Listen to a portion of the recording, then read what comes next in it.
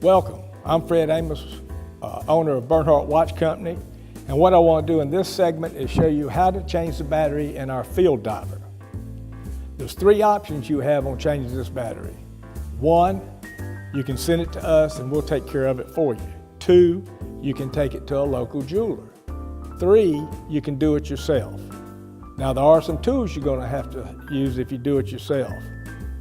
First, you can tell your battery is going low because the second hand will start skipping every 4 seconds. When it does that, it says, I'm getting tired.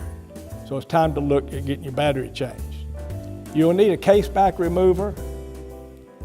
And when you remove the back of your watch,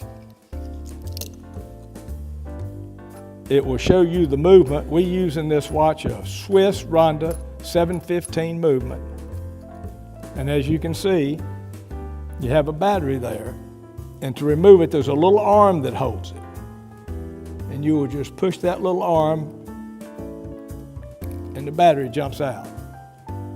Then you will take a battery, stick it back in, and put it back in place.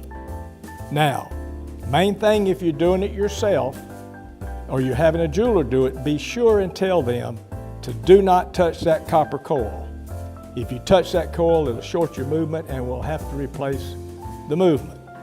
We see a lot of this when people have taken it to Walmart to get the battery changed. And they'll change the battery, hand the watch back to the customer and say, it's not the battery, your watch is not working. And of course, when we get it and look at it, there'll be a scratch on that coil and they've shorted out the movement.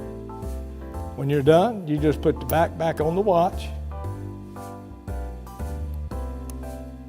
and voila, you're good for another 4 or 5 years. Please check us out at bernhardtwatch.com.